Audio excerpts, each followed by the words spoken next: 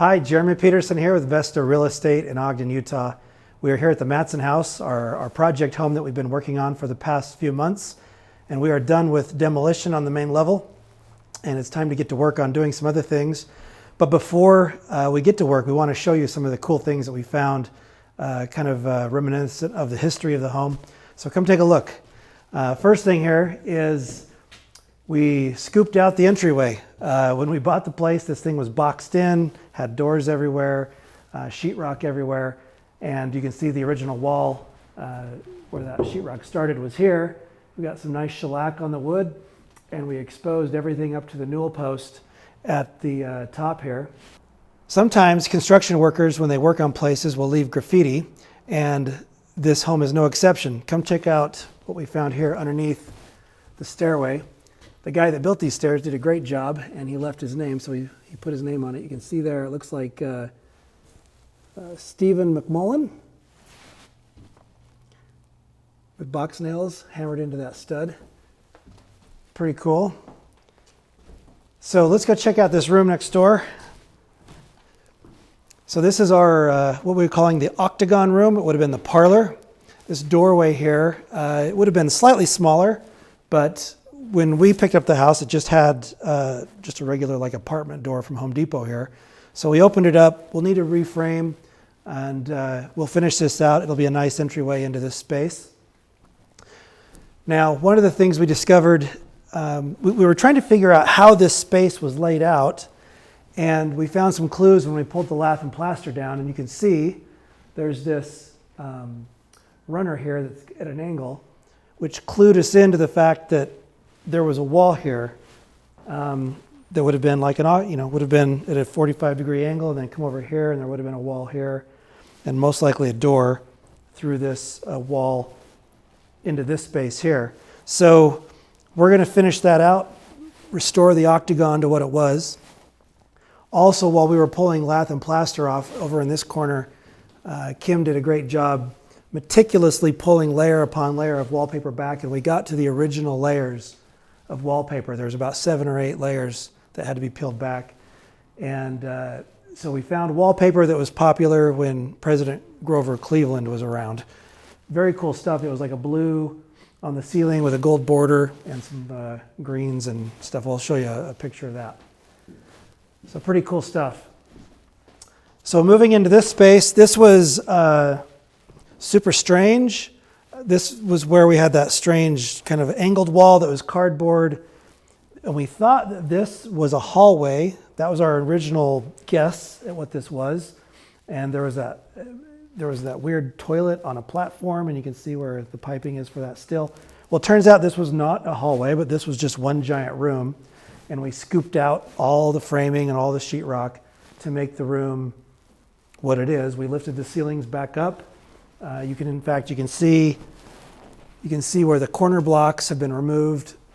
Those were really cool ornamental blocks. We're going to have to recreate those. But you see the line going across at 8 feet where they just put a 2x4. In fact, we still have one stuck to the wall. Now, this door here went to the kitchen, to what was a unit here. We've obviously scooped that out.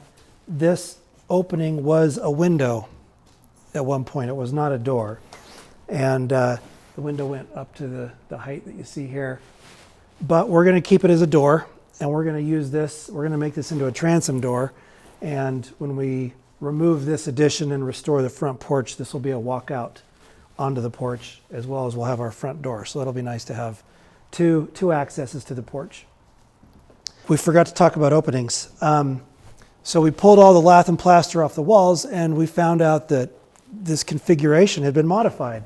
So at some point in the past, there was a door here where you could come from the entryway into this living space. And that makes sense because the parlor would have been like the formal sitting room where you had guests come and visit briefly, but didn't just wander around your house. And so it would have been a very ornamental room there.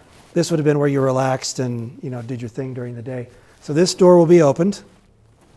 And then coming over here, we have this massive opening.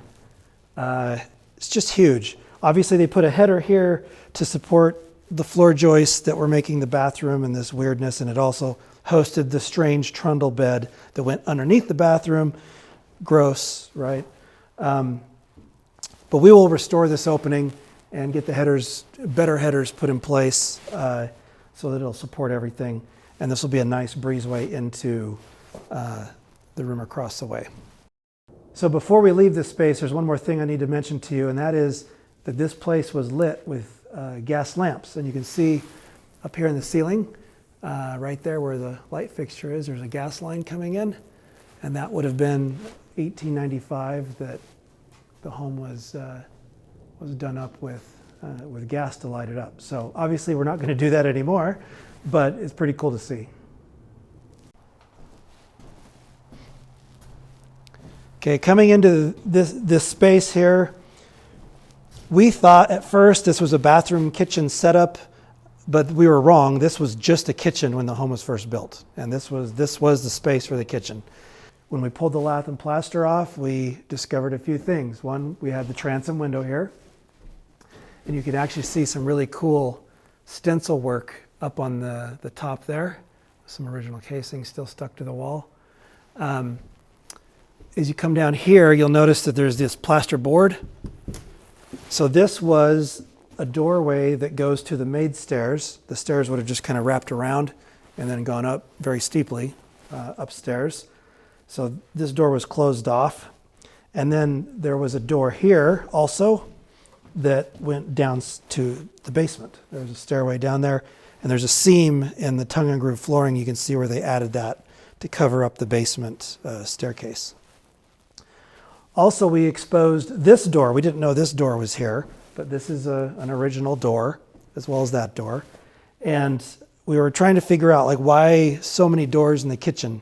One of the things that came to mind was that having 1, 2, 3, 4, 5 doors and a window to contend with in a kitchen makes for a very inefficient kitchen. And so, where do the cabinets go? Well, as we came into the dining room here and started pulling things apart, we noticed some odd things on the wall. You can see there's that vertical line, and then there's this weird box in the wall. That weird box was a window, and it came down like all the rest of these windows. And then that strip, there was a piece of wood on that wall, so coming right down through the middle of this door. When we pulled the ceilings down in here, the false ceilings, there was a beam that went all the way across, and there's still like a little shadow of where there would have been something on the floor here, like a wall of some kind. And so that told us that there was something here, and we believe that that was a butler pantry, which also tells us that this fireplace is not original to the home either. It was put in 10 years or so after the home was built. And so this fireplace was not part of the butler pantry, but this butler pantry would be essential to making the kitchen efficient, because you need a place to store your stuff, right? The things you do in the kitchen. So some interesting things, and the wallpaper on the walls here told a story as well. This wallpaper here, you see the green with the black border in it. That was put on around 1905-ish, 1910-ish. That's a craftsman type wallpaper. Underneath that wallpaper is a more Victorian style, which we peeled back and we found the original wallpapers to this space.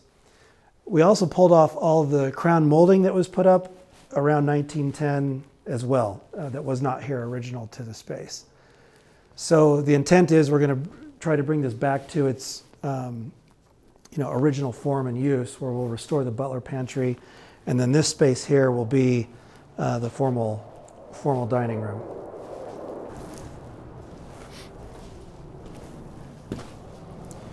So keep in mind this stairway was added sometime in 1950 when they plexed the house out and made it a multi-unit. This door, which now goes up to the maid stairs, this is the access to that stairway, not original. You can tell here where some of the rough cuts are on the brick, that this was not part of the original plan. This might have been a window, or it could have been just a bricked off wall. We're not exactly sure. We'll figure that out as we get into that. But the stairway here they had to dig out dirt, and we're right about, about knee high here. But right here is where the original exterior dirt level is. This is ground level. And when they dug below that to get these stairs built, they just shoved all the dirt in here. So come take a look. I was here over the weekend removing a lot of this dirt. You can see how high it is. It goes, you're about 2.5 feet of, maybe 3 feet of thickness here. So I got all this dug down, and in the process of that, found a bunch of papers from the owners. Oh, here's, there. Oh, check that out. Hotel Bigelow. We need to take that home. So we found a ton of papers like this, personal correspondence. We've got all those preserved, and we've got them in sheet protectors, and we've kind of translated them into something that's legible. One of the things I discovered, you'll notice this little hole here. That is the gray water cistern for it's a gray water cistern for the kitchen water. So that's just like a septic tank for kitchen water. It's no longer in use and has been out of use for a long time. But that was covered in with wood planks, and it was kind of fun to discover that as we're digging through. So come on down and take a look at the rest of the space here. If you look up, you can see where here's our floor joists, these nice thick timbers. And then there's this little flim-flam thing here that they put in.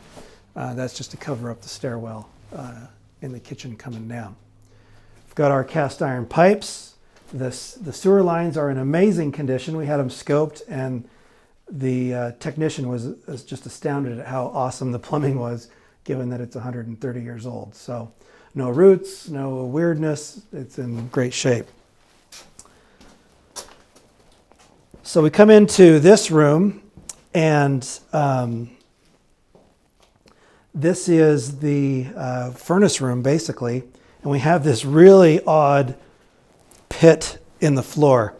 And I will welcome any suggestions on what you think this thing was used for, because, we've been scratching our heads.